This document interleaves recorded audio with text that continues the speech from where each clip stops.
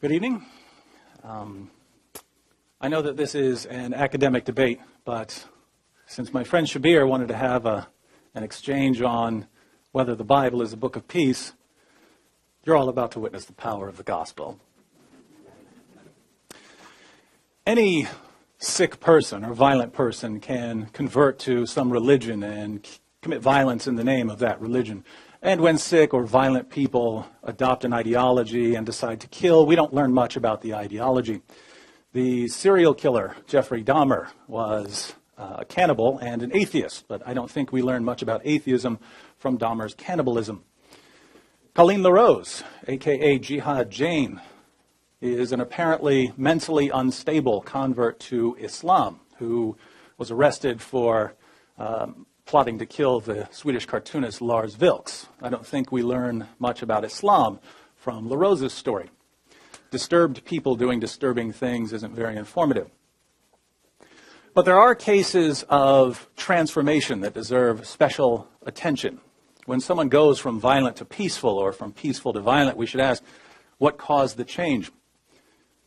Over the past few years, I've read numerous stories about confused parents whose sons and daughters have gone off to join terrorist groups. And the parents say over and over again, I don't know what happened. He got along with everyone when he was young. He was so friendly. He was so nice. We don't know how he became violent so quickly.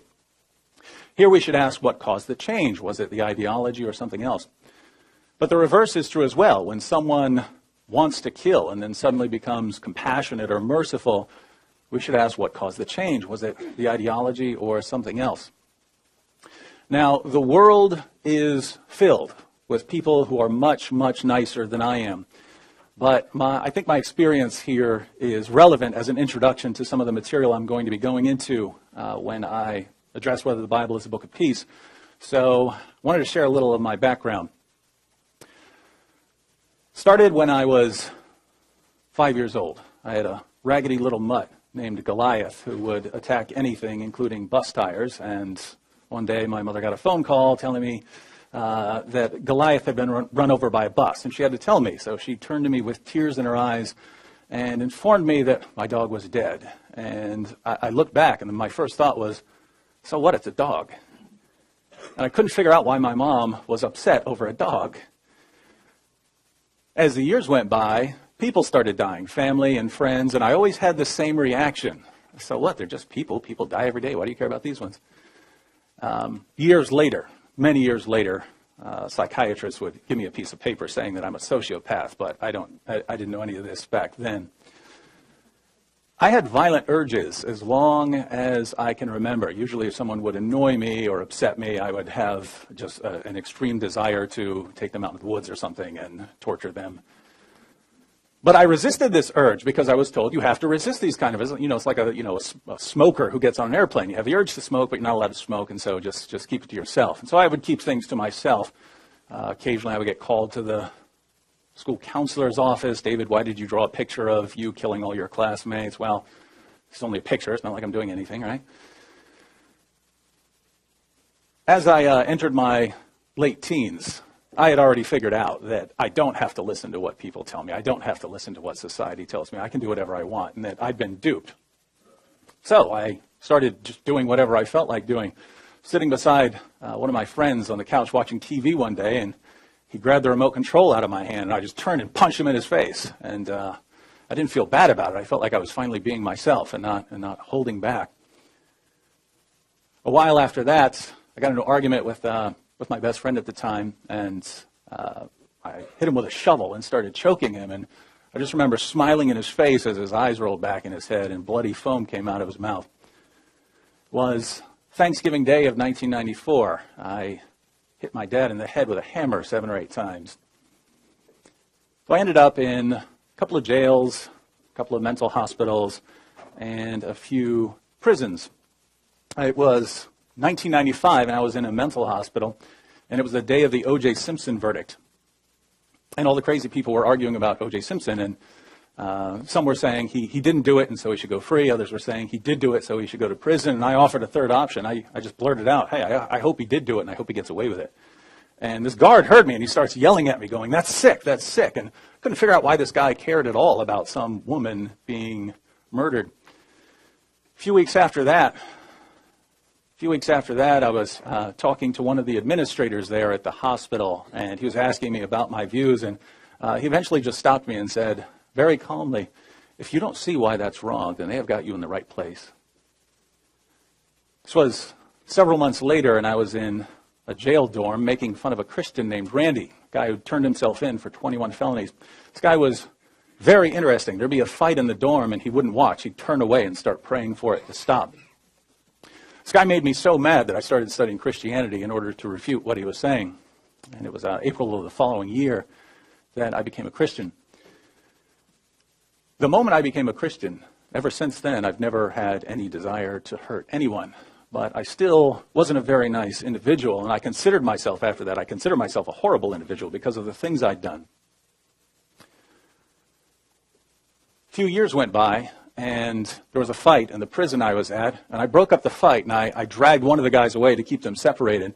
And the next day, I was walking, and the other guy who was in the fight stopped me, and he said, Wood, I don't mean to get in your business, but some of us were wondering what you did to get in here. We're thinking maybe someone disrespected your girlfriend and you defended her and hit him too hard and you got locked up for that. But we can't understand how someone like you could ever end up in a place like this. And all of a sudden I was thinking, wait, you guys think I'm nice? You guys think I'm good? This was a couple years ago. People were telling me that I'm sick and that I need to stay in a mental hospital. And now you guys think that the only reason I could ever get locked up is by defending a woman's honor? It sounded strange. But some sort of change had taken place in that time period. And what's interesting is that this sort of change has been going on for the past 2,000 years in Christianity. The gospel's been having this effect for a long time. When the 12 disciples decided to follow Jesus, they thought that they were taking part in what would eventually become a violent revolution against the Roman Empire. When a group of Samaritans didn't want Jesus to come into their village, James and John said, should we call down fire from heaven upon them? It's not very peaceful, but that shows you the temperament of these guys that were following Jesus. The Apostle Peter, when soldiers came to capture Jesus, Peter swung right for Malchus's head, tried to take his head off. Peter wasn't just trying to protect Jesus there. He believed he was striking the first blow in the final battle between good and evil. Not peaceful. But the apostles soon abandoned their violent intentions. In 1 Peter 2:17, the apostle Peter tells us to honor all people, not some people, all people. What happened to this guy that wanted a bloodbath? The apostle John, who initially wanted to see his enemies consumed by fire from heaven, declared in 1 John 4:8, the one who does not love does not know God, for God is love. It's a big difference.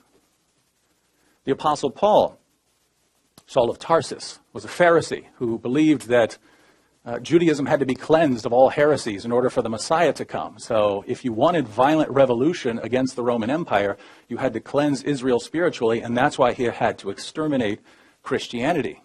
If you wanted a violent revolution against the Romans, you had to start with violence against the Christians. After becoming a Christian, Paul wrote to the church in Rome, never pay back evil for evil to anyone. If possible, so far as it depends on you, be at peace with all men. If your enemy is hungry, feed him. If he is thirsty, give him a drink.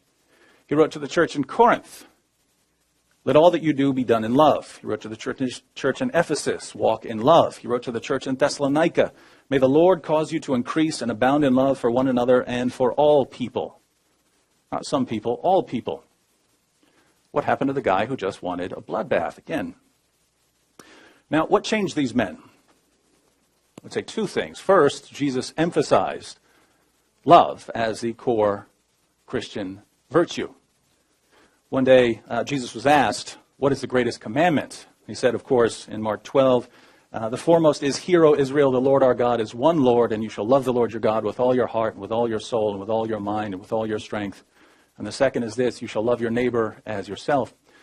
But he goes on in Matthew chapter 5, to order his followers to love even their enemies. He says, you heard that it was said, you shall love your neighbor and hate your enemy. But I say to you, love your enemies and pray for those who persecute you. Love your enemies and pray for those who persecute you. Not surprisingly, Jesus would rebuke his followers when they weren't walking in love. He rebuked James and John for suggesting that they should call down fire from heaven on those who opposed Jesus.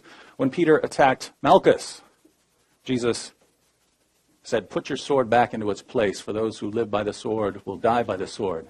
So he was pointing out that violence just leads to a cycle of violence. Muhammad is actually a perfect example of this. Muhammad was poisoned by a woman whose family had been killed during the invasion of Khaybar. So Jesus told his followers not to take this path, and then, by the way, he healed Malchus, a man who was part of a group that was conspiring to have him crucified. The second thing that changed the apostles was the gospel message itself. When you come to believe that God loves you so much that he entered into creation to pay for what you've done, there isn't much room for hating other people.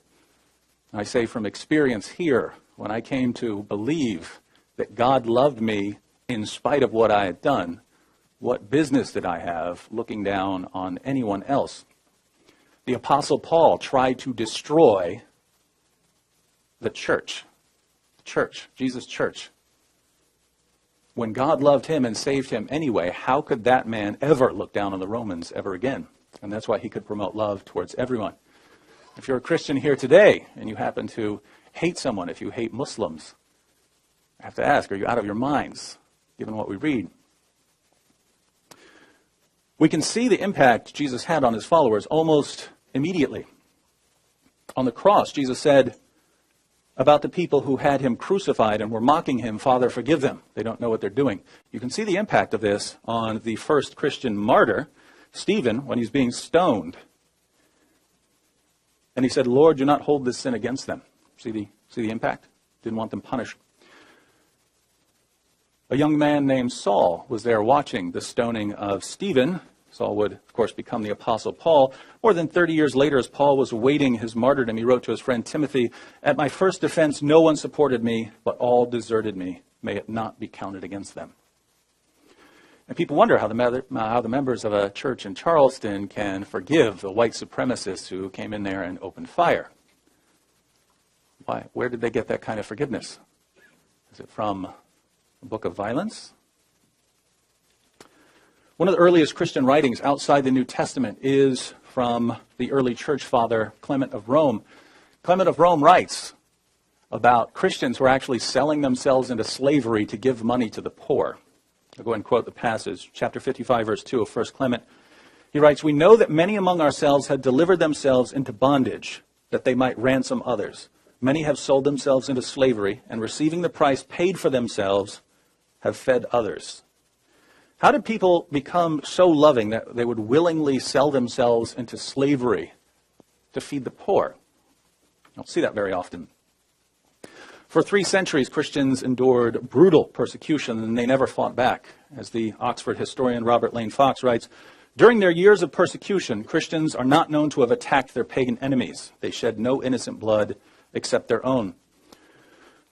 But we know that violence was eventually committed in the name of Christ. So what happened? Well, in the 4th century, the Roman Emperor Constantine had a vision.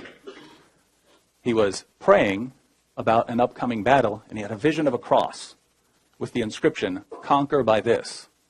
And so Constantine concluded in the 4th century that he could conquer with the cross as his symbol. And from that point on, Christianity began merging with the Roman Empire, which had both positive and negative consequences down the road. Negative because the Roman Empire had a Roman Empire kind of way of dealing with things. You crush your enemies, you don't love them. But the impact of Christianity on the Roman Empire was unmistakable, and moral reform began immediately. I'll give you a couple of examples. When Christians began preaching the gospel, the favorite form of entertainment in the Roman Empire was the gladiatorial games. And people would cheer with glee as slaves and prisoners were forced to cut each other and hack each other to pieces for people's enjoyment. The floor of the Colosseum would be just swamped in blood by the end. And one of the favorite spectacles was cutting open one of the bears to see the undigested body parts of humans that were inside it after it had eaten some human beings. And this was the main form of entertainment. Christians were horrified at this violence, and they boycotted the games. Marcus Minucius Felix records a 3rd century Roman condemnation of the Christian community as follows: "You do not attend our shows, you take no part in the processions, you are not present at our public banquets, you abhor the sacred games," the gladiator games. Within a century of Christianity becoming just a legal religion, the gladiatorial games were abolished throughout the Roman Empire. The British historian William Lecky comments, "There is scarcely any single reform so important in the moral history of mankind as the suppression of gladiatorial shows, a feat that must be almost exclusively ascribed to the Christian church." Infanticide, killing unwanted babies or leaving them exposed to die, was extremely common among the Greeks and Romans. Children born frail or with defects would be tossed in a river or left in the woods to die. Unwanted daughters would be tossed in a river or left in the woods to die. Christians condemned this practice in the 1st century. We read in the 1st century work, the Didache, "You shall not murder a child by abortion, nor kill that which is born." In the 2nd and 3rd centuries, Christians were collecting these abandoned children to care for them. After Christianity was legalized in 374, the Roman Emperor Valentinian, under the influence of Bishop Basil of Caesarea, outlawed infanticide and child abandonment. In the 1st century, it was standard practice for Christian churches to maintain lists of needy people who would be supported by the local church. Over the next few centuries, Christians would often care for orphans in their homes. But when Christianity was finally legalized in the 4th century, Christians invented orphanages. My father grew up in an orphanage, so he's in the debt of the Christians who invented them. In the same century, Christians invented hospitals. Prior to the spread of Christianity, there were places where soldiers could be treated, and there were places for people to go and get a diagnosis. But the idea of a place for the public where people could go in and be cared for when they were sick, that didn't occur to anyone. It occurred to Christians. So if you've ever been treated in a hospital, you're in their debt. Also in the 4th century, Christians invented hospitals for the mentally ill. I suppose I'm in their debt. As the medical historian Fielding Garrison said, "The chief glory of medieval medicine was undoubtedly the organization of hospitals and sick nursing, which had its origin in the teachings of Christ." Now, we can go on, and I'm sure we'll go into more detail in the rest of this exchange, but when the impact of the gospel is so glaringly obvious, why are we having this debate? What could Shabir possibly say that would make us think that biblical commands like make every effort to live in peace with everyone, or always seek after that which is good for one another and for all people, must somehow mean kill people in the name of Christ? Well, if you want to turn the Bible into a book of violence, there are 2 basic routes you can go. One, you can distort the teachings of Jesus and make them sound more violent. I'll never understand why people who claim to believe in Jesus distort his teachings, but it happens from time to time. 2, you can point out that there is violence in the Bible. So Joshua fighting the Canaanites, Moses fighting various groups, Saul fighting various groups. There is violence in there. But it seems very odd to say, yes, the final message of the Bible is that Christians are to love everyone and to honor everyone. But, there's violence earlier in it, and so it's actually a message of violence. It's especially odd to see our Muslim friends complain about violence in the Old Testament, since their prophet claimed that the Torah is the word of Allah. In Sunan Abu Dawud, Muhammad told the Jews to bring him a copy of the Torah. When they brought it to him, he said, "I believe in you and in the one who revealed you." So he certainly had a high opinion of these scriptures. And of course, in various places in the Quran, we have the affirmation of the inspiration, the preservation, and the authority of the Torah. So it's true that there is violence in the Torah, but the Torah is affirmed by both Christianity and Islam. The difference is that according to Christianity, this violence was limited both temporally and geographically, and it came to an end with the gospel, while in Islam the violence continues in a different form.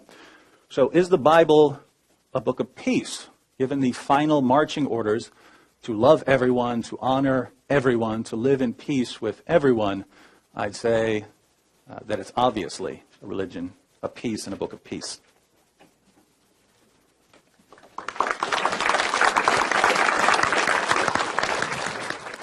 Hello, everybody. I begin again by praising our Creator and Fashioner. I ask Him to send peace and blessings upon all of His prophets and messengers. I ask Him to bless all of you here today, bless this beautiful city of Chattanooga, and bless all of your loved ones, all of us.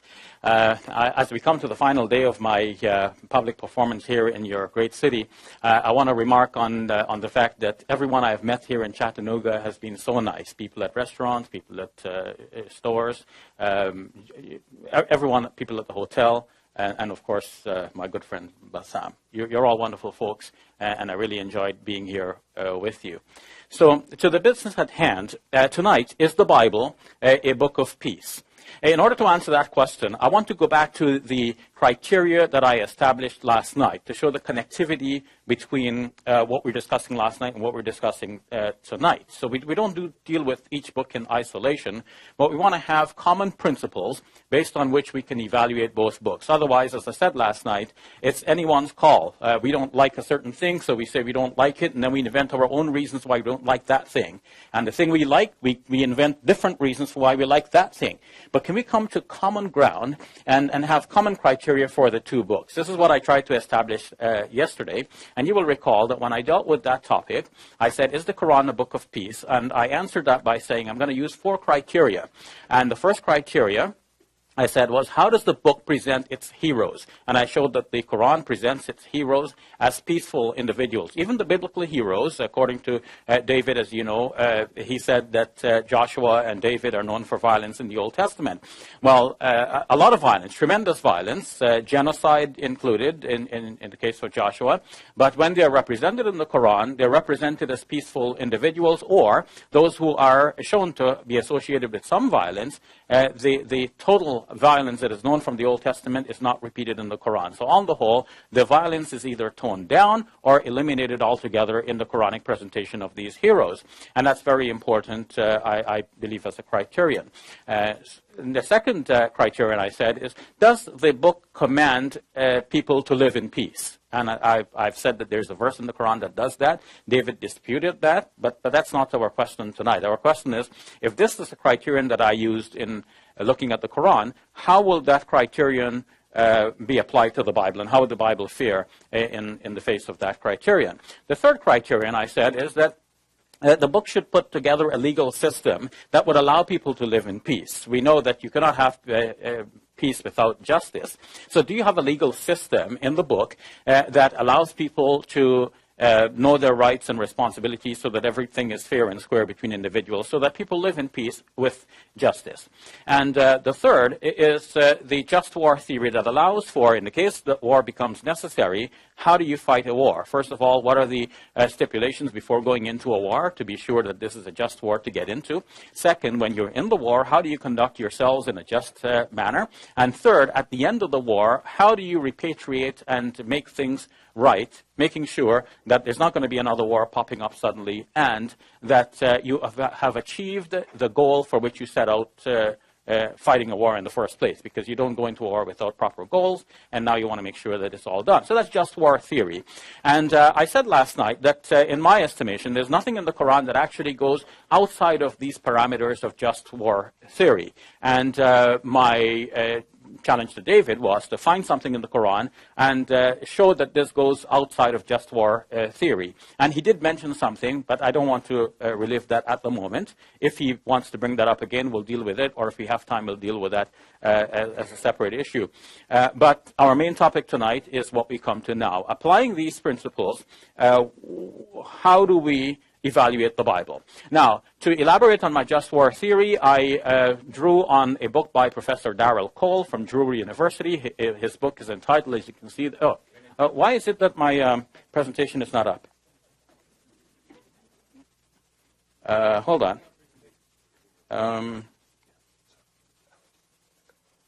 It should be HDMI, which is there, and laptop, perhaps. Mm-hmm. Oh, you know what? Because I didn't start it, actually. I just, here. Okay. So to go back over very briefly, I started out with this slide, and then I moved on. I said, okay, these are my points, but you've heard me, and there's nothing more to it than what you've heard. But I want to show you this book, and this is where we are.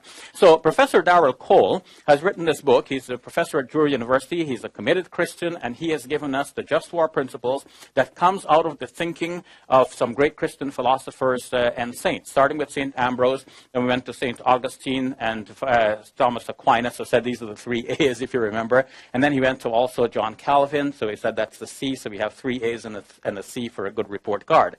But then it didn't end there. The thinking about just war theory continued in the Middle Ages and late Middle Ages into modern times, and the update on that is given by Professor Andrew Wilson in his course book that is entitled "The Masters of War History's Greatest Strategic Thinkers." And so with this idea of just war theory, then, we want to see how does the Bible measure up to that. If there is a war, how is the war conducted? So that brings us to the question of tonight. After having concluded myself that the Quran is a book of peace, I want to ask the same question about the Bible. Is the Bible a book of peace? So to evaluate that question, rather than put my own bias into the question, let's go and use the same criteria, which I think to be fair criteria. Since I've applied that to the Quran, let's do that in the case of the Bible now. So the first criterion I want to look at, how does the Bible present its heroes? David has given us a rosy picture of the Bible talking about love, and that's true. And of course, Christians are loving people. And in fact, do you know that the Quran itself acknowledges that Christians are people characterized by love? In the 57th chapter of the Quran says, وَجَعَلْنَا فِي قُلُوبِ الَّذِينَ اتَّبَعُوهُ رَأْفَةً وَرَحْمَةً. And we have placed in the hearts of those who follow Jesus mercy and compassion. Ra'fa could be love and mercy, and also compassion, the next word that is there in Arabic. Correct me if I'm wrong, Bassam, or those of you who know Arabic here. So the Quran is acknowledging that Christians are great people. They are loving individuals. They're characterized by kindness and all of that. So all of the history that David has charted from the first century going to the later centuries of Christians setting up hospitals and so on, feeding people, taking care of the orphans, all of this is acknowledged. There's no dispute there. Now, how does the book itself measure up? Because it is possible that Christians are good people not because of the book itself, or maybe because of some parts of the book. Maybe they follow some parts of the book and ignore some other parts. We know in logic that there is the fallacy that fallacies related to causation. So people, instead of identifying the whole host of causes, they identify just simply one cause. So we need to find out the whole host of causes, like what caused Christian people to be as they are. So one cause is, yes, they have read passages in the Bible. For example, God is love, 1 John chapter 4, verse 8. Now, when we ask, is that the only teaching in the Bible? The answer may be different. What about the heroes? How are the heroes presented? Now, it's often said that, these people we're talking about, Joshua and David and so on, they're all from the Old Testament, right? So what about the New Testament? The New Testament supposedly presents a new picture. However, in the book of Hebrews, a number of persons are given as the great heroes who were so great that the world is not fit to bear them. And among these persons are David and others who, according to the book of Hebrews, what characterizes them as being great? They were conquerors. They were conquerors. And I thought David had a problem with Muhammad being a conqueror. And whether Muhammad was or not, that's a separate question. But if David has a problem with Muhammad being a conqueror, then how does this New Testament praise some people who were conquerors? So we have to get the whole list, and we can go to Hebrews chapter 11 and see that whole list before us. So we want to go to Hebrews. I'm in Hebrews chapter 1, going forward to chapter 11.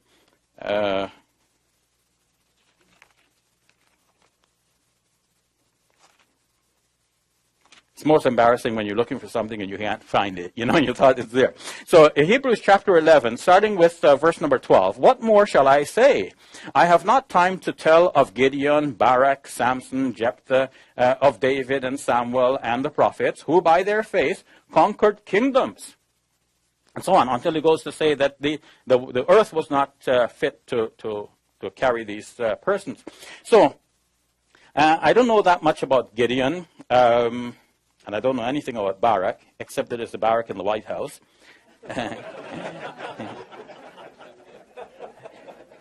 But what about Samson? I remarked last night that Samson killed himself and a whole host of people in the arena. Now, you might say these were bad people, but do Christians kill bad people? Does the New Testament teach us to kill bad people? Well, it seems that in this part, the New Testament is celebrating the life and glory of a person who is known to be a mass killer. And I say this with hesitation. I mean, David is right. Muslims have to respect the Bible. And it is true that the Quran says that the Torah has in it revelation from God. And Muslims believe that. We're not denying that. Now, for the Muslim, the trouble is that there would be revelation also in these ancient books, but also those revelations are mixed with other things that people have put in there. So the Muslim needs to distinguish between the two. Another verse of the Quran, which David didn't mention, is the second chapter of the Quran, the 79th verse, which says, فَوَيْلُ لِلَّذِينَ يَكْتُبُونَ الْكِتَابَ بِأَيْدِيهِمْ ثُمَّ يَقُولُونَ هَذَا مِنْ عِنْدِ اللَّهِ لِيَشْتَرُوا بِهِ ثَمَنًا قَلِيلًا. Woe to those who write the book with their own hands and then say it is from God in order to profit thereby but a little. So from this passage, Muslims generally understand that previous scriptures were corrupted by human individuals. And you might be saying, okay, the Quran is saying that's a Muslim book. We don't have to worry about a Muslim book. But in fact, the Bible also shows that the Torah has been corrupted. Where? In Jeremiah chapter 8, verse number 8. Jeremiah, the prophet, is saying, how can you say we are wise and we have the Torah of the Lord, whereas the lying pens of the scribes have falsified it? Now, the translations in various books may be different, but that's the basic idea. Jeremiah is saying that the Torah, as they have them at that time, has been corrupted by the pens of the scribes. So now, for a Muslim, when we read the stories about David and so on, we're saying David was a great prophet of God. The Bible says that David was a man after God's own heart. How could Muslims accept that a man like this committed some of the atrocities that are mentioned of him in the Old Testament? So we don't think he did. One of the things that's mentioned about David is that he wanted to marry Michal, Saul's daughter, and Saul basically said to him, well, you want to marry Michal? Great, but you have to bring me 200 Philistine foreskins. Now, so the Israelites and the Philistines are always at loggerheads with each other, and Samson was usually going out and killing some Philistines and coming back. He's the hero of the Israelites. Now, David is the hero of the Israelites, so to get married, he has to bring 200 Philistine foreskins. Now, how do you get 200 Philistine foreskins? You have to scalp the men, right? Scalp. Obviously, we'd have to kill them first and then scalp them in the right place and then bring back the proof that he has killed them. Then he gets the girl. None of this is mentioned in the Quran. What about Jephthah? Jephthah actually killed his daughter after having vowed to do so.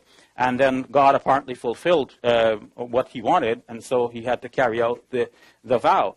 And it is interesting that the Quran actually prevents people from killing their infants. David was citing a Christian scholar who said that, killing infants is wrong.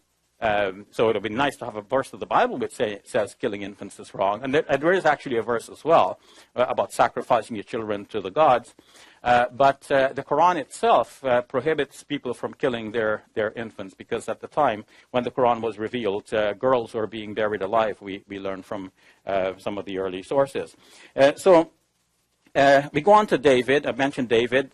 Samuel was receiving revelations from God. And his revelations were telling Saul that he had to go out and kill some more, because Saul was basically commanded to kill off the Amalekites. And he didn't kill them all off. So he spared some, and some animals. And Samuel's message to Saul was, God spoke to me and told me, man, you got to go out and kill some more. You got to kill them all off. So why kill them all off? Where does this idea come from? In the Old Testament, there's this idea of harem, which is related to the Arabic word haram, So there's a total ban put on a town. But it's not only on one town. There are many places. God said to Abraham, I'm going to give you this land. And within that land that God is giving them, everything that breathes has to be eliminated. So several people are named: the Hivites, the Jebusites, the Perizzites, the Amorites. I can't even remember all of the names. The Canaanites and the Amalekites. So Saul's problem was that he took pity on some of them. He didn't kill them all. Now, in Deuteronomy, one of the books of the Torah, details what's to be done. You get into this, if you're dealing with a place that God has given you as your possession, the Israelites are given possession of that place, then they kill everything that breathes.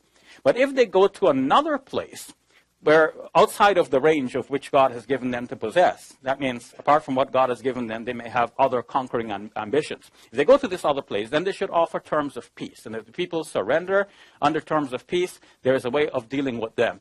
But in the land in which God has given you, you kill everything that breathes. And so Saul did not fulfill the commandment, and that was the problem there. So the New Testament is approving of these great heroes. So that's my question. How does the book present its heroes? That's my first criterion. The second criterion is there a command in the Bible that says you should live in peace? And I'm sure there is. I haven't studied it in that great detail, and I'm sure that David will have verses lined up that deal with that. There are many parts of the Bible that actually are very peaceful, and when we acknowledge that. So I'm going to move on from that criterion. I will say put a star there. The Bible, it has flying colors right there. 3, what about a legal system? About a legal system to let people live in peace. Now, we've already seen that the Old Testament actually does not have a universal legal system that will allow everybody to live in peace. In fact, sometimes people, like David will say, oh, but now we have the New Testament, everybody can love each other and so on. What about the people in Palestine? The people in Palestine live in part of the land which the Israelites think has been given to them. They have the title deed. But the title deed, a book from God. So this book says that they own all of that land, and the Palestinians do not have a right to live there. So Jews are coming in from other parts of the world, flocking into Jerusalem because they think that they should be there, and the Palestinians are being shoved off of the more lucrative parts of the land. So even international decrees are defied by those who think we don't have to follow the international decrees. We can go set up our residence on the Palestinian land because it's not really Palestinian land. This land is our land. God told us. So these commandments in the Bible actually do have repercussions for peace in our present times. It is not a complete system of justice that will allow people to live in peace. Now, does the New Testament change that? No, actually no, because the New Testament reaffirms the right of the Israelites. The New Testament basically says, well, Christians are the new Israel, but there is ambiguity in the New Testament with Paul, for example, saying that God's promise is irrevocable. So he gave a promise to the Israelites. That promise is irrevocable. So the Israelites do own that land according to the Bible, both the Old and the New Testament. Today, there is a proposal that perhaps there can be a peaceful settlement between Palestinians and Israelites. Let's have a two-state solution and divide Jerusalem. We take East Jerusalem, you take West Jerusalem. Some say no. Why? Because God gave them Jerusalem. And the New Testament affirms that Jerusalem has that status, even all the way down to the book of Revelation, which I like David's statement, the marching orders. How does the book end? The book ends with Revelation reaffirming all of these things. Now, the just war theory. Does the book give you a just war theory? And in fact, no, we cannot approve of genocide. No just war theory is going to approve of genocide and ethnic cleansing. And yet we see that being done in the Bible again and again, over and over. Finally, I want to say something about the book of Revelation, because it's all this about, God is love and so on. Love your enemies, pray for those who persecute you. It sounds nice. But then the book of Revelation shows that when Jesus comes back, he will actually kill off the people who were his enemies. So he will persecute his enemies rather than pray for them. Moreover, there are indications in the book of Revelation that his faithful followers will be caught up into heaven with him, in the great rapture, and then they will come back with him to fight in his great army. To do what? To decimate the population. And it is interesting that in the book of Isaiah, in chapter 63, God is shown with his clothes bloodied after he has stepped over the dead bodies of his enemies. And now Jesus in the book of Revelation is shown like father, like son. He comes back with a sword coming out of his mouth. He kills his enemies. His garment is also red with the blood of his enemies. And when we debated a week or so ago in Detroit, David quoted for me a passage from the Psalms, Psalm 110, showing that God is saying to Jesus, "Sit at my right hand till I make your enemies your footstool." What does that mean? It means that Jesus is going to be sitting on a throne, and what is his foot going to rest on? The slain bodies of his enemies. And there is the undercurrent in the New Testament thinking that Jesus should be that victorious conqueror. So we have both. It is both a book of love and also a book of war and dreadful violence. Thank you.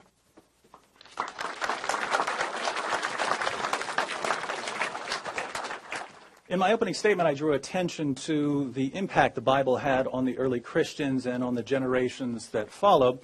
Before their transformation, Jesus' apostles wanted violent revolution. After their transformation, they wanted revolutionary love. Some of the early Christians took this revolution to such an extreme that they started selling themselves into slavery in order to feed the poor. Within a century of becoming a legal religion, Christians had outlawed infanticide and the gladiatorial games, and they had invented orphanages, hospitals, and mental hospitals. And that's the impact of the gospel, and Shabir didn't dispute most of this. But according to Shabir, the Bible is not a book of peace. He says we need criteria for judging a book of peace. And I agree that we need criteria. I happen to reject most of his criteria as something that would decide whether a book is a book of peace. My criteria are much simpler. If the final marching orders of the book are to love everyone, to live in peace with everyone, I would say it's a book of peace. If the final marching orders of the book are violently subjugate unbelievers, I would say it's not a book of peace. But Shabir has other criteria. He says, how does a book present its heroes and role models? As I pointed out last night, Muhammad is presented as a role model who called for fighting unbelievers simply for being unbelievers, for only showing mercy towards one's fellow Muslims and never towards unbelievers, and so on. But if we're talking about biblical figures, Shabir has a couple of complaints that I wouldn't take very seriously and some that I would, and so I'm going to focus on those. But as far as the ones that I wouldn't take very seriously, Samson, when he's captured, he's a prisoner of war, and the people gather together to mock him and to mock Israel's God, and this is in the context of war, and he pushes down the pillars, and it brings down the people who are gathered together in the context of war. I wouldn't say that that would make the Bible a book of peace. David, during a context of war, being sent out to kill Philistines and bring back proof of how many he had killed. This is a context of war. Jephthah killing his daughter, I wouldn't consider this much of anything. The judges in the book of Judges are not great moral figures, and they're not presented as such. I mean, Samson's running around with a prostitute. Jephthah makes a hasty vow and then keeps the vow. Nothing involving God as affirming what he did. Now, Shabir says that I condemn Muhammad for conquering, and so why don't I condemn these other people for conquering? Well, I don't condemn Muhammad for conquering. I would have a lot to say about him fighting unbelievers simply for being unbelievers, fighting and subjugating Jews and Christians for being Jews and Christians. I have a lot to say about that. But even there, just to clarify in case anyone is confused, my objection to Islam is not that it promotes violence towards unbelievers. My objection to Islam is that it's not true. I say that it promotes violence towards unbelievers because people keep saying that it doesn't, and the media keeps saying that it doesn't, and politicians keep saying that it doesn't. If we could get past that and look at what Islam actually teaches, we could then ask the question whether it's true or not. Now, so the issues that would be more important would be what Shabir has called genocide. And yesterday he said, I called it genocide. I don't call it genocide. And there's actually a problem here. There's actually a problem here with Shabir's interpretation of these texts.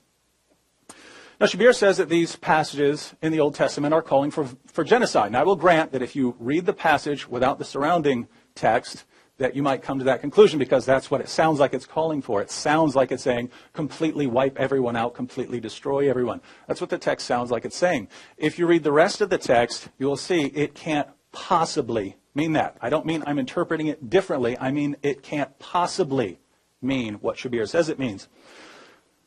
So these texts that call, he pointed to texts in Deuteronomy, for instance, which call for completely wiping people out.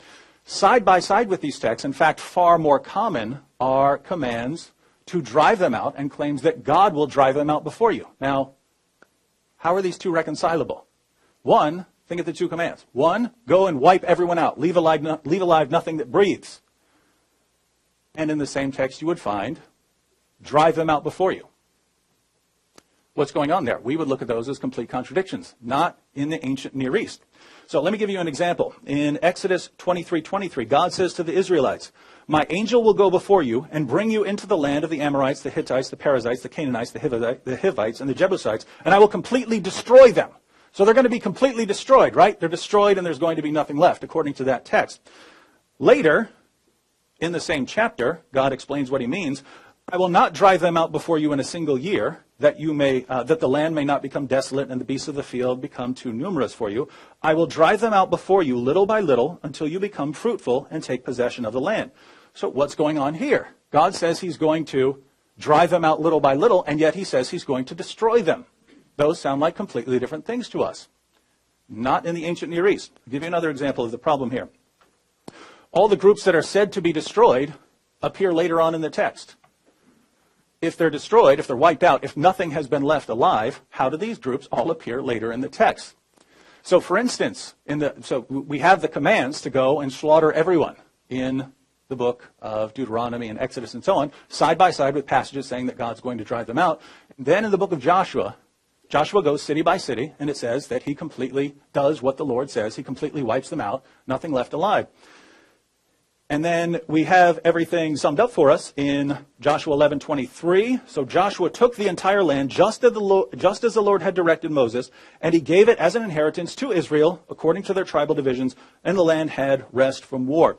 So everything's done. Joshua had done what God commanded him. That would mean wipe everything out, if that's what the text means, right?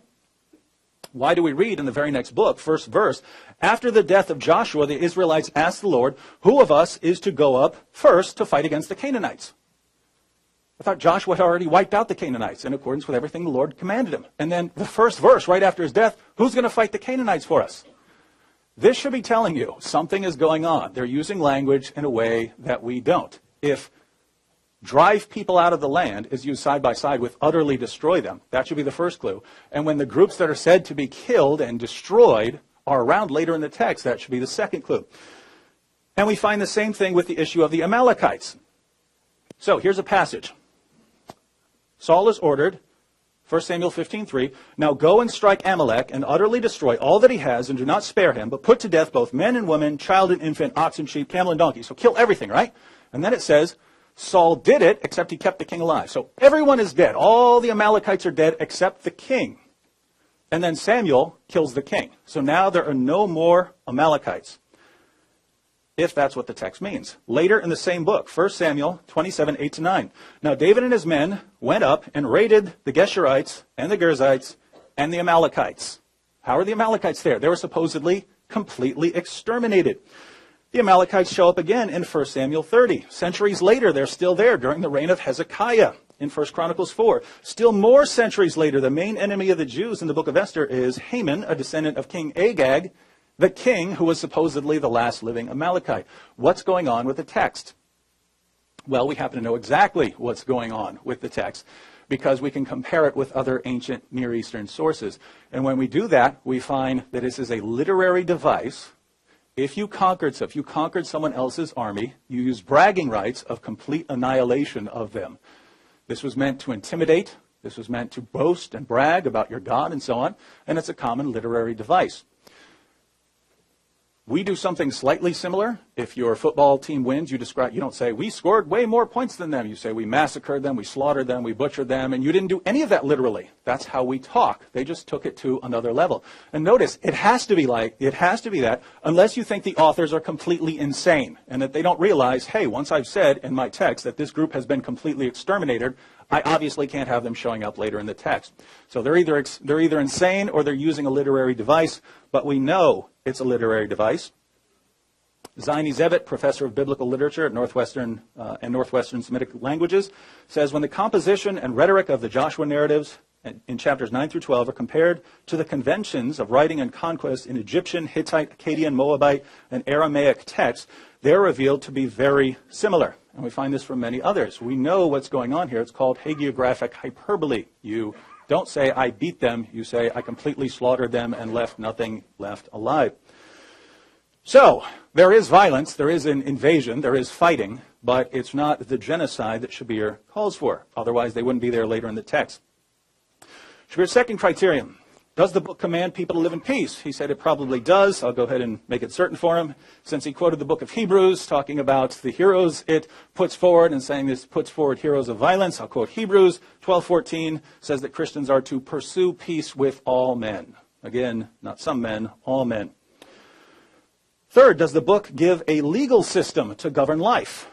Well, Christianity isn't about establishing a legal system. Jesus said his kingdom is not a kingdom of this world. He said if it were, his followers would be fighting to rescue him, but his kingdom is not of this world. As a general rule, if you take to heart, love your neighbor as yourself, that's going to work in a variety of contexts, regardless of the form of government. Now, Shabir complains about the Bible because he says that Jews claim that the Bible gives them the right to the land, and so since the Bible claims that Jews have right to the land, well, this is never going to allow peace. Let me read a verse of the Quran here, chapter 5, verse 32. Allah says, for this reason did we prescribe to the children of Israel that whoever slays a soul, unless it be for manslaughter or for mischief in the land, it is as though he slew all men. This says he revealed to the children of Israel, if anyone makes mischief in the land, what land would that be? Is it A, China, B, Chattanooga, or C, Israel? The Quran says God gave them the authority to carry out Jewish law in the land of Israel. So if he has a problem with that in the Bible, well, he just once again condemned his own text. And finally, Shabir says, if war becomes necessary, are the book's teachings consistent with just war theory? Now, it's simply amazing that Shabir is appealing to just war theory as developed by Christians in order to condemn the book that led to just war theory. There were some earlier writers, such as Cicero and so on, who gave some principles of just war theory, but the full-fledged just war theory comes because Christians were in the Roman Empire, and again, the Roman Empire still had a Roman way of doing things, and Christians wanted to make sure that they could reconcile the passage in Romans 13, which says that governments are instituted to punish wrongdoers, but to keep those consistent with Christian principles of loving your neighbor as yourself and loving your enemies. And so these were harmonized in just war theory that, yes, there are times when war is necessary for the state, but that you need to do everything you can to keep it in line with these principles. And Shabir appeals to this to then condemn the book that gave rise to it. So he's kind of indirectly there admitting that it's the Bible that produced this, and therefore the Bible is a book of peace.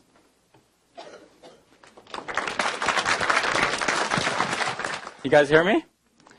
All right. So that was very interesting, David. I'm glad that you finally engaged with the criteria that I presented. So I want to see what David has to say about these criteria.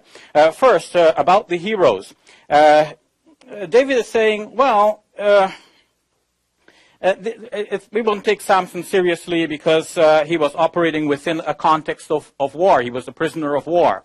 Yet, when I went to Sunday school and we colored drawings of Samson, we came away thinking this is the great hero with that, here, if it gets cut off by Delilah, then he's rendered powerless. So, want to be a hero like Samson. The question is, how does the book present its heroes?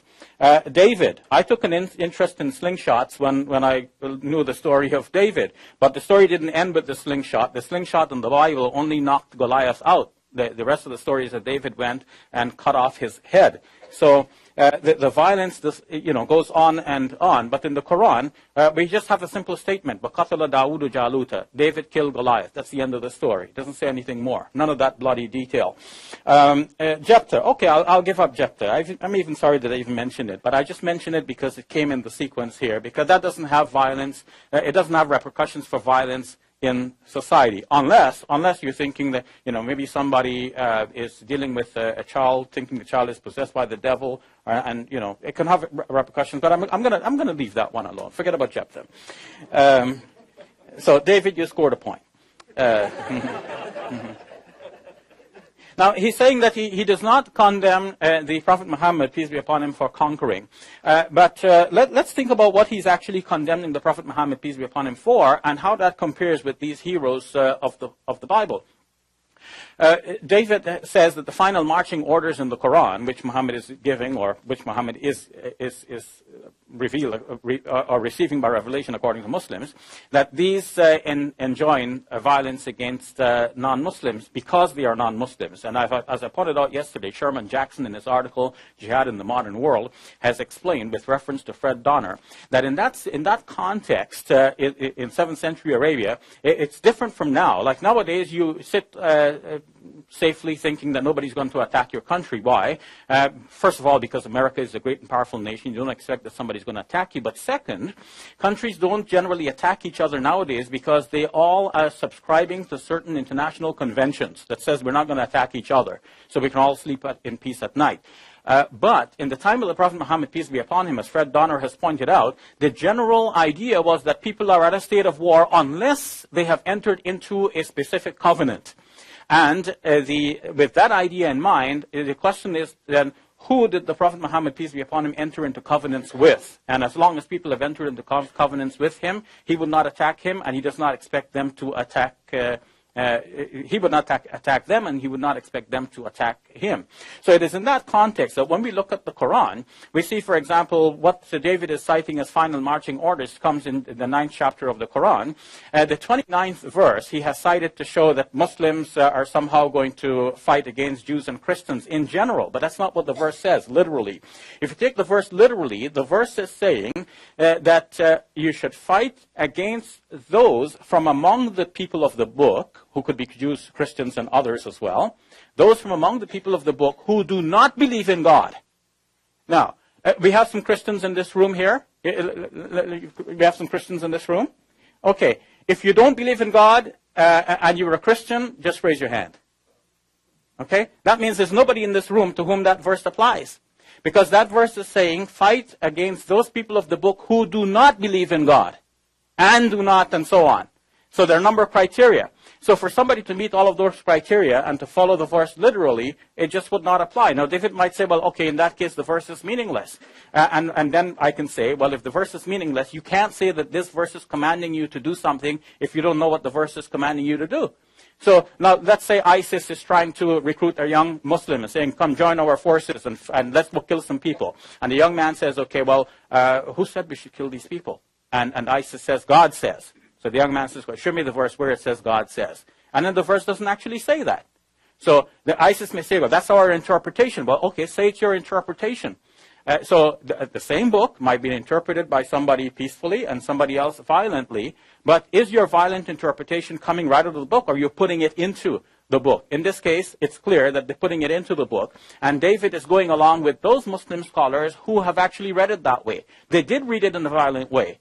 And so David is right in that sense, in that he is relying on some Muslim scholars. But as we've seen last night, David has his own agenda. He's not relying on the Muslim scholars like a Muslim relies on the Muslim scholar. The Muslim is relying on the Muslim scholar because the average Muslim doesn't know better, doesn't know the Arabic, doesn't know the history, doesn't know how Quranic interpretation has been done. And the average Muslim is going to follow those sacred books which they know from ancient history. In fact, I'm sorry, I said sacred because they're not sacred books. The commentaries by Muslim scholars are not sacred. They could be right, they could be wrong, and we know that as a matter of principle. But the average Muslim may even treat them as sacred. Yeah, these are great scholars. Yeah, how can you say anything critical of them? They must be right. And who are you with a newfangled doctrine? Maybe you because you live in Canada, maybe because you were educated in a modern Western secular university. That's why you have these ideas. But I say go back to the text. Well, we all know Arabic. The modern standard Arabic is basically similar to the Quranic Arabic. The Arabic has remained standard throughout the ages, fairly so, even though all languages evolve, so too does Arabic. And we can go back to the classical commentaries and see how did they reach that interpretation. Now, if you do this for yourself, go to an English translation of that verse, chapter 9, verse number 29, and you will see that they all have to put something in brackets to make it mean what they want it to mean. So Muslims should fight against Jews and Christians, all Jews and Christians. How do they do that? By putting things in brackets. But the verse itself says only those Jews and Christians who do not believe in God and do not believe in the life hereafter, which the Quran calls the last day, and so on. So to find maybe nowadays you might find some Christians who, they say they're Christians, but they don't actually believe in God. I know that. But if you think of 7th century Arabia, people were not affected by modern theories about the existence of God and so on, or the non-existence of God. So then, what we find is that David is actually distorting the Muslim scripture, and he's not the first to do it. Muslim scholars have done it before, for good reasons and with good intentions, and the violent extremists today are banking on that misinterpretation, and David is celebrating that misinterpretation because, as he admitted here last night, he is happy when, like ISIS, commits atrocities against people because that helps his evangelizing mission. Actually, he said that. Didn't he say this? David actually said this. David actually said this. I'll read you. I actually transcribed in my own hand what he said. I didn't think it would become necessary, but I was just interested. If you go to the recording of what David said last night, at exactly 1 hour, 31 seconds, and 1 hour, 38 minutes, and 38 seconds, this is what David said. He said, and he's referring to me. So Shabir said, I'm inserting Shabir. Shabir said that I actually like ISIS killing people because I can use that to win converts. Yes, ladies and gentlemen, you heard it here. I love it when ISIS goes around raping their captives and chopping people's heads off and crucifying them and blowing their brains out because I think that will really help me in my ministry work. I don't think so. I don't think so. I don't think so. So continue then. To continue then, this is a distortion. Now, he says he wouldn't call these acts of violence genocide. Why wouldn't he call them genocide? It's wiping out the whole people. Now, he says because this is a literary device, it didn't really mean genocide. It's just talking about wiping them out like we say we wiped out somebody in a hockey game. The only thing is at the end of the hockey game, there's only a little bit of blood from somebody's lips being hit. But what we find is that actual numbers of people and very graphic descriptions. When we say, we sing round and round the walls of Jericho, but the rest of the story is that it says actually that Joshua went in there and killed everything that breathed. So maybe there's an exaggeration, but it is still the basic idea is that there's a vast amount of killing going on here. And what he has cited actually is the fact that the Bible does contradict itself. There are various writers. So somebody wrote the book of Joshua, somebody else wrote Judges, and they have different ideas. So even though in the book of Joshua it's saying that everybody has been killed off, these people pop up again by a different writer because a different writer has a different idea. I said last night that I don't blame Joshua for this. I don't think Joshua is being properly represented in these books. These are not historical. I agree with that study. That shows that these are not really historical. Yes, there is evidence that people survived. But this, what he's calling a literary device, is pointing to the fact that the text literally says that Joshua wiped out these people. So it is genocide. City by city, one after another. What about 1 Samuel chapter 15? Yes, so when you come down, everybody killed off except the one king, and then Samuel comes and kills the king. So it is like very specific. People are being killed. It's not just a literary device. What about the legal system? Well, if we see what is the system, in Deuteronomy chapter number 20, there are instructions specific. What do you do with the cities that you attack? You lay siege to them. If they agree to be subjected to you, you force them into labor. If they refuse, you do battle with them. You lay siege to them. And then when God delivers them into your power, you put every male to the sword. And then the women and the children you keep for yourselves. And then what about the cities in the area which God has given you? Then you kill everything that breathes. This is very specific. It's not just a literary device. It's not that I am misrepresenting or misunderstanding the Bible. Scholars of Christianity struggle with the same thing. Show Them No Mercy is a book co-authored by some Christian evangelical scholars. They're admitting as a fact that this genocide took place. They're now asking, what do we do with that? How do we understand it in reference to the New Testament. So they're not disputing the fact. Now, finally, Laying Down the Sword by Philip Jenkins. On page number 13, this is what he has to say. If the founding text shapes the whole religion, then Judaism and Christianity deserve the utmost condemnation as religions of savagery. Of course, they are no such thing, nor is Islam. I respect Judaism, I respect Christianity, I respect the Bible. I didn't say that the Bible is not a book of peace. David misquoted me when he said that. I said to you, and you heard me, that it is peaceful and also violent. Take it the way you like. Thank you. Thank you, Shabir. Now, Shabir went back to his first criterion. How does a book present its heroes and role models? He said in Sunday school, Samson and David are presented as heroes. According to the Bible, Samson's a dirtbag, right? I mean, let's face it. This guy's going around, messing around. This guy's doing everything he's not supposed to do as a follower of God. The point of these stories, because Muslims don't exactly have the same thing in Islam, the point of the stories about God taking horrible sinners and doing something with them is a consistent theme throughout Scripture. It's Jesus who is the one who is perfect. And Muslims have this idea that prophets are sinless or something like this. It doesn't come from the Quran. That doesn't come from the Quran itself. That's a Muslim myth that developed over time. But so Samson is you would lift him up for doing something in spite of his massive failures. David is actually described as a man after God's own heart. But the things David did that were wrong, like the affair with Bathsheba and so on, he's condemned for that and judged for it and suffers for the rest of his life for it. So it's not saying be like David in every way. David is portrayed as a sinner who is nevertheless used by God in a mighty way. Now, Shabir asks, well, what do I condemn Muhammad for if I'm not condemning him for conquering? He says that Fred Donner says that in that context you were at war unless there was some sort of agreement. You're just at war with everyone. Let's look at the text Shabir quotes, because Shabir quoted Surah 929, and apparently this is talking about atheist Christians and Jews, those who don't actually believe in God.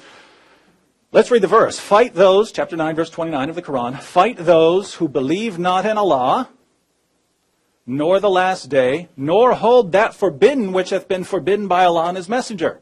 So if you don't forbid the same things that Muslims forbid, if you eat pork and Islam forbids pork, you don't forbid the same things, therefore this applies to you. Nor acknowledge the religion of truth. What's the religion of truth? Islam, right? According to this text. You Christians, you acknowledge Islam as the religion of truth? Well, what's it say? Fight those who, and then it gives this list of criteria for fighting you. Nor acknowledge the religion of truth from among the people of the book, Jews and Christians, until they pay the jizya with willing submission and feel themselves subdued. Now, if Shabir's interpretation is correct, Muhammad sure didn't know it, because Muhammad launched an offensive attack against the Roman Christians, and I'm pretty sure they believed in God. Now, it's ironic that Shabir condemns me for distorting the meaning of the text, even though he acknowledges there are many Muslim scholars who would agree with me. But given the distortion of my sarcasm here, Shabir, if you've never encountered sarcasm, it's a lovely Western concept.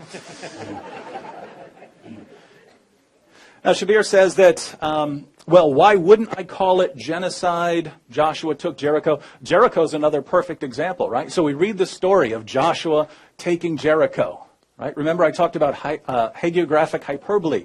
If you conquered and defeated your enemy, you got these massive boasting rights as a mean of taunting others and so on. And this was, again, a standard literary device of the time. It wasn't considered deceptive. People of that time would have understand exactly what you're doing. The Egyptians did it. The Hittites did it. The Moabites did it. Israel would have been odd if they didn't do it. And so this is what we find in Scripture. But the Joshua taking Jericho is a perfect example, because what we know from archaeology is that Jericho was not a civilian town. It was a military outpost. It might have had some sort of inn or something like that, but it was a military outpost. There was no civilian population at Jericho.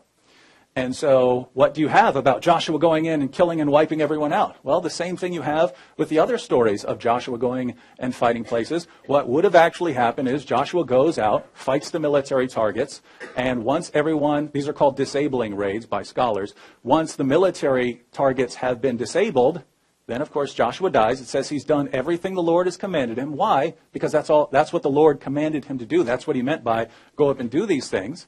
And that's why I could say that Joshua's done. Even though it sounds like it's talking about extermination, you would describe those disabling raids as extermination using the literary devices of the time.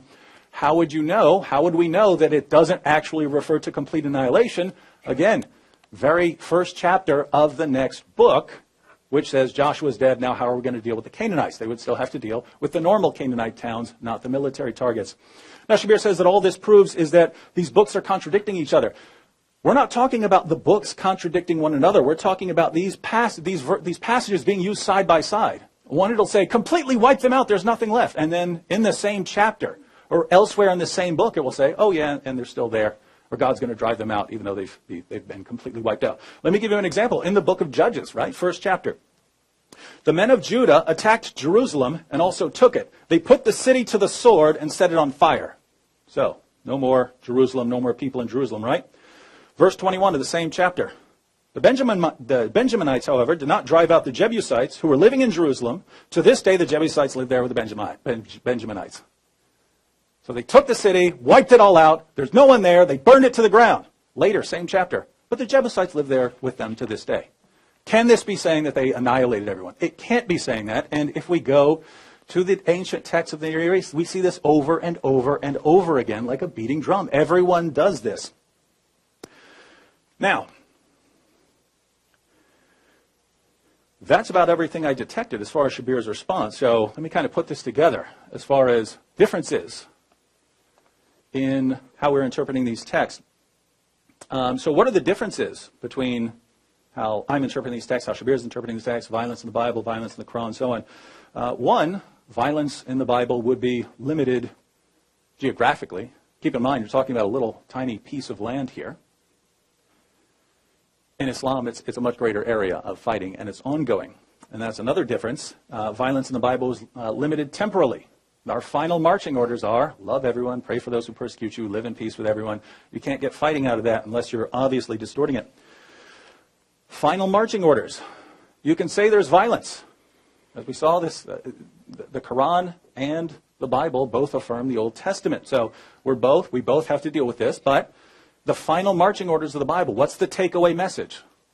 Love your enemies, pray for those who persecute you, honor everyone, live in peace with everyone, pursue peace with all men.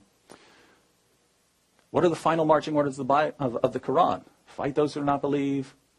Those who are with Muhammad are severe against disbelievers, merciful among themselves. Very different takeaway message.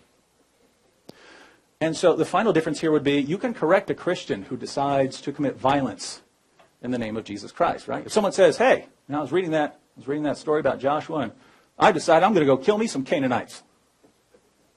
You can sit down and read the Bible beginning to end and accurately show him there are different covenants, and the covenant you are under, the blood of Jesus Christ, that tells you the rules that you are supposed to follow as part of your covenant. There is an earlier covenant, old covenant, new covenant. There is a new covenant that you are under. It gives you specific commands. You have to follow those commands. The reverse is true of Islam. Yes, you can have tons of peaceful Muslims. Most of the Muslims I've ever met in my life are peaceful. But if someone understands the Quran and decides, 929 is telling me to fight, you cannot accurately correct him because that is what the text is telling him to do.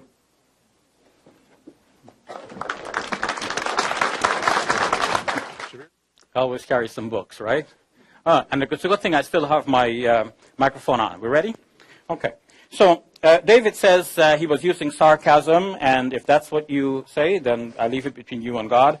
Yesterday this came up, and you didn't reply when I expressed my shock that you had said it.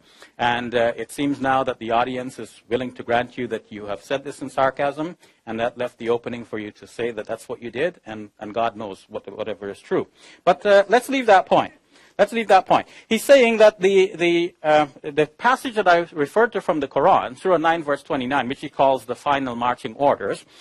First of all, what is the end point of that passage? Suppose we take it that this means that Muslims should fight against Jews and Christians. It says until they pay the tax, which is called the jizya in the Quran. So that means if people pay the tax, then they can live with Muslims. And historically, this has happened. Non-Muslims have lived under Muslim rule. Muslims understood this passage to mean this. We fight them until they pay the tax. If they pay the tax, they live and they are protected. They become protected citizens. We are responsible for protecting them. If anybody attacks, they don't have to join the army and fight, but we will fight on their behalf. So it's give and take the tax, and we defend them. But he said that I am distorting the verse, where in fact he's distorting the verse, because the verse says, fight those from among the people of the book who do not do this, this, this, and this. So he picks one of the things, and he asks you, do you subscribe to the religion of truth? You say no. So now it looks like Muslims are supposed to fight you according to that verse. But no, the verse is saying, fight those who do not meet any one of these four qualifications. That's what it literally says in the Arabic. So if he shows that you Christians meet one of the qualifications or three of the qualifications, that means still that verse does not apply to you. We only have to disprove that it applies to you by showing that you do not meet one of the qualifications. And I've shown that. Christians believe in God. That's one of the qualifications. So you believe in God, the verse does not apply to you. It's very simple. That's literally what the text says. Now, it's true that Muslims did not take it so literally, and they applied it to Jews and Christians more generally. But the fact that they have done so does not mean that the Quran says so. And our question in these two debates is, what does the Quran say and what does the Bible say? Is the Quran a book of peace? Is the Bible a book of peace? So we want to know what the book itself says, because if Muslims turn out to be violent, we can call them back to the Quran. We can say to the ISIS guys, look, you're not really following the Quran. You said you are, but you're distorting the book. But David really wants to say to the ISIS guys, you guys are right. And he wants to say to the moderate Muslims who think we shouldn't be violent, we shouldn't attack anybody. He wants to say to the moderate Muslims like this, no, you're not really following your book. And I'm saying to the moderate Muslims, you are following the book. Because this book, this passage in particular, does not tell you to fight against Jews and Christians generally. What it says now has to now be studied all over again, because the way in which it has been presented to us in Muslim history has been itself distorted.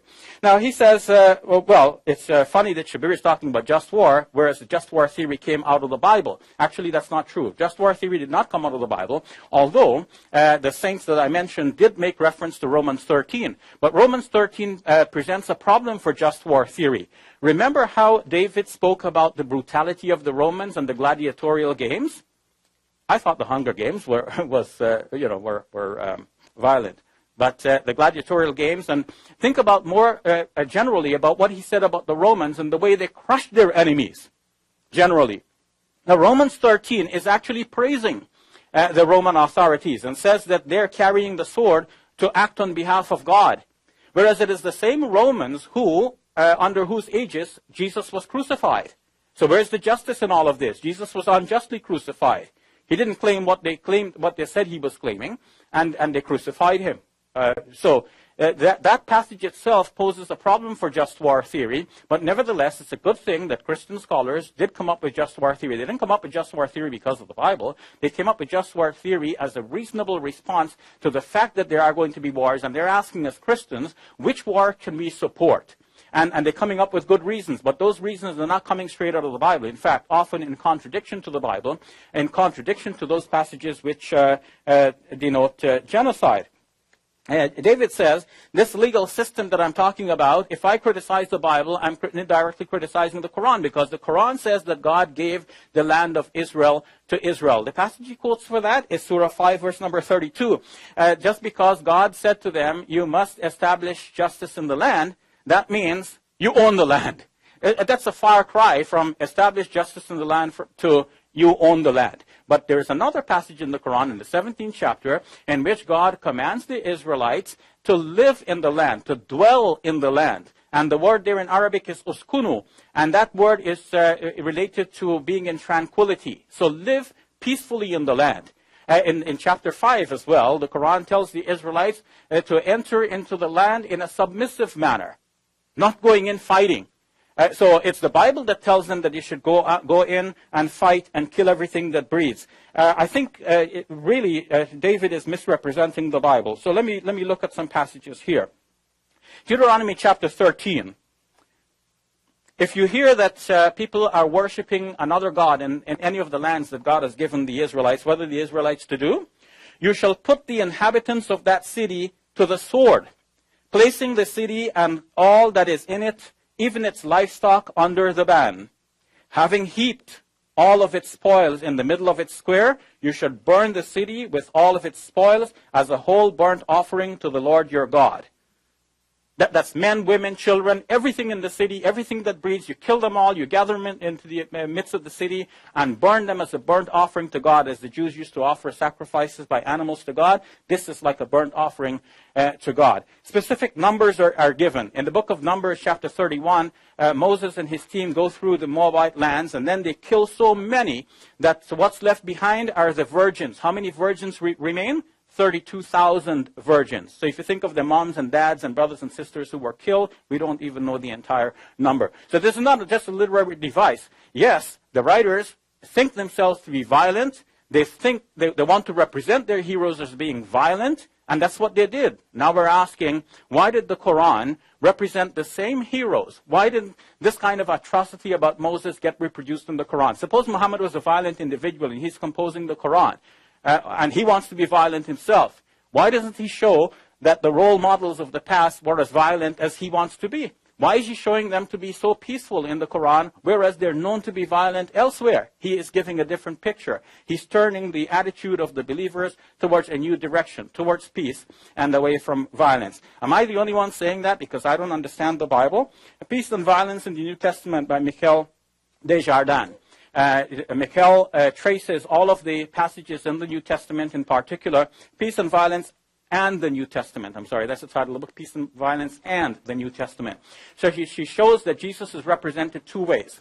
One, very peaceful, one, violent. And she says that finally there's no good resolution for that, but it does make it very uncomfortable for her reading and seeing that this is how Jesus is represented in the two ways. I'm saying the two ways are there, and Christians pick the peaceful way, but there's also a violent strain. Thank you.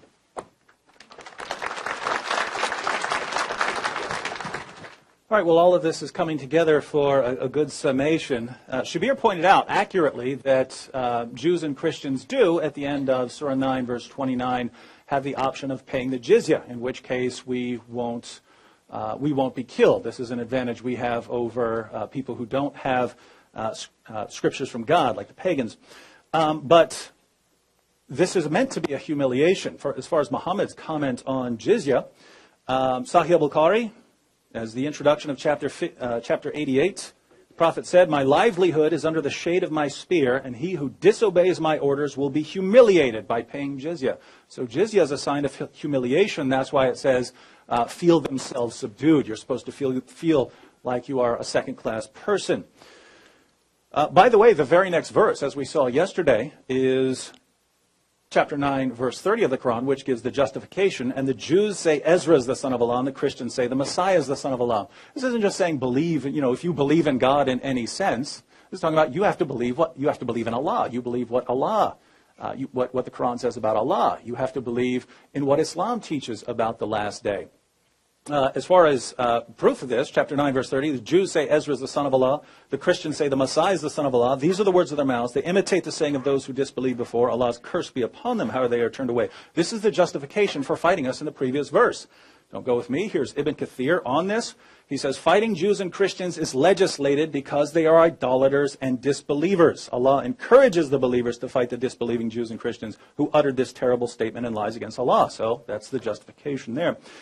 Shabir, now turning to the Bible, he says that Romans 13 is praising Roman authorities and presents a problem for just war theory. So just war theory doesn't arise from the Bible. That's completely false. Romans 13 is written by Paul, where he tells us that rulers are given authority by God to punish wrongdoers and so on, and that we have to submit to them.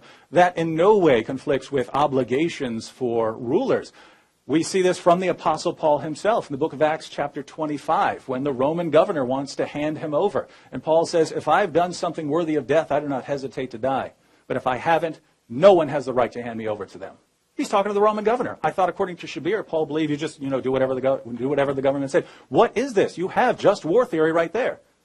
Yes, you, government, you have authority. But you also have obligations to do the right thing. Put those together, that's where you get it.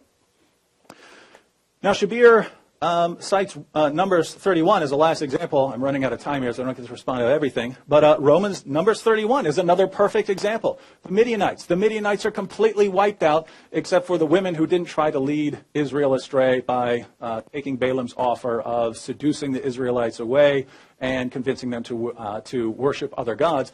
Those women were brought into Israel. So there's no more Midianites, right? If we go with a literal interpretation of the text, no hyperbole, no hyperbolic rhetoric or anything, straightforward interpretation, there are no more Midianites. And yet we read, just a little later, here in the book of Judges, the Israelites did evil in the eyes of the Lord, and for 7 years he gave them into the hands of the Midianites. What Midianites? They're all gone, right? Because the power of Midian was so oppressive, the Israelites prepared shelters for themselves in mountain clefts, caves, and strongholds. The Israelites are hiding because there's so many Midianites. How could it be any more clear? Every example we're given of complete annihilation and complete extermination, all the groups that are supposedly exterminated are around later, and the passages are used interchangeably with driving them out and things like that.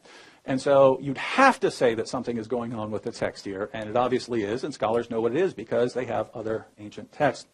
And so, Shabir says the Quran tells Jews to live in the land peacefully. That doesn't change the fact that in 532 they're told they get to carry out Jewish law, Jewish penalties in that land. And so if this is a problem for the Bible, this would be a problem for the Quran. And so have we seen any reason to think that the Bible is not a book of peace? Again, is there violence in the Old Testament? Is there invasion of the land and so on? Yes, keep in mind what these people were doing. Their practices were child sacrifice and bestiality and so on. And God kept his people in Egypt for 4 centuries because he would not allow them to take the land until they were so incredibly sinful that he would put an end to it. And what did he do then? He had them fight their militaries and drive them out. So even here, in the most violent passages you have, it's certainly not as bad as Shabir makes it out to be. But then when we consider the final marching orders, love your neighbors yourself, pray for those who persecute you, live in peace with everyone, there's no way we can say with a straight face that the Bible is not a book of peace. And my microphone is still turned on. Ready to go, John? Okay, I have to turn it off lest we lose battery here. Okay, so finally, folks, I'm glad that we've come down to put our final thoughts together on what has transpired over the last 2 nights. I started out by giving common criteria by which to evaluate the 2 books. And to my estimation, David has not given common criteria. He has attacked the Quran from one angle, and he's supported the Bible from a different angle. So we need common criteria. You cannot attack the Quran for something that is there in the Bible, or even worse, in the Bible. We have genocide in the Bible. It's not there in the Quran. He says it's not really genocide. It's just a literary device. But in fact, the passages are very clear. Well, I've read to you a passage or one or more passages from the Bible which show that God is really clearly commanding this genocide. Now, did God actually command those genocide? I don't believe so. Does the Quran say that God commanded that genocide? No way. So the Quran is not contradicting itself. When the Quran is saying that the Jews had the right to practice the revelations from God and the instructions that came from him to enact justice on the land, so that does not contradict, God does not contradict himself by doing so. He's telling them to do the right thing. If later on their books are composed and then they do something that is wrong in the land, then this is their distortion of the message from God, and the Quran is not responsible for that. As for the Midianites, it's very clear. So many are killed and the rest are saved. We know the number of those who are saved. It's not a literary device. Clearly that there is some problem there. There is genocide, large amounts of people being killed. So when we look at the Quran, then we see that I have delineated my classifications and my conditions for determining whether a book is a book of peace or not. And I've said the first thing is, how do you represent your heroes? And we have seen that many heroes of the Bible are misrepresented, I would say, as people who enacted genocide and ethnic cleansing. The Quran actually gives a different picture of those heroes and presents them as pictures of peace. Second, is there a passage which actually commands us to enter into peace? And David has cited Hebrews, and I agree, many passages of the Bible teach us to live in peace. The Quran as well, I said, Surah 2, verse number 208, tells Muslims to enter into peace categorically. David disputed my translation of that passage. He said he's not familiar with any of the ancient commentaries that say that, but I've actually cited two. I've cited as the judge who said this, and I've cited Al-Qurtubi, who said that it literally means that, but we can't accept that. Basically, that's what he said, in essence. So that's what I've been saying all along. Muslim commentators have not accepted the message of the Quran, pure and simple as it was. They have turned the Quran into a violent book through their misinterpretations. Even though they were good and great scholars, but they were subject to their time and place and environment, just like I'm subject to my time and place and environment. What leads me to go back and research all of these things? Because of my time and place and environment, and certain circumstances and research material that is available to me now. I have a stick here which I've just plugged into my computer, giving me access to 12,500 ancient Arabic books. So we have tools, we have different circumstances and so on, so we can go back and re-examine certain things. So the Quran does actually command people to live in peace. The third thing, does it have a legal system? I think the Bible really fails on this point, because especially the New Testament, David said the legal system is left to others, because Jesus said, my kingdom is not of this world. So this world is left to somebody else to run according to their own devices, the Romans especially, with the gladiatorial games. That's going to be justice in the land. And then the last point I said is that does it have a legal system, and does the just war theory. I said that everything in the Quran falls within just war theory. Even when the Prophet Muhammad, peace be upon him, went into war, he went as a legitimate authority. This is where ISIS and others fail. This is where the young man living in this great city takes it upon himself. He's not a legitimate authority. He cannot think we Muslims are at war with America and I'm going to go attack some installation or some Marines or something like that. He's just not a legitimate and proper authority. He fails on the first point. Whereas it is clear in the Quran that Muslims are to obey their authorities. Wa ulil amri minkum, the Quran says. And we have to obey whatever authorities are above us. And in fact, the Prophet Muhammad, peace be upon him, only went to war when he was a legitimate authority and when he had the responsibility to protect his citizens and to protect the oppressed people. So he was following actually just war theory. Whereas, in fact, when we look at the Bible, we see that this does not fall into just war theory, because we have genocide and ethnic cleansing, not on one occasion, but on several occasions. Maybe this did not happen historically. It's not really true. But the Bible is celebrating it as though it is true, and therefore the Bible fails on this point. Thank you.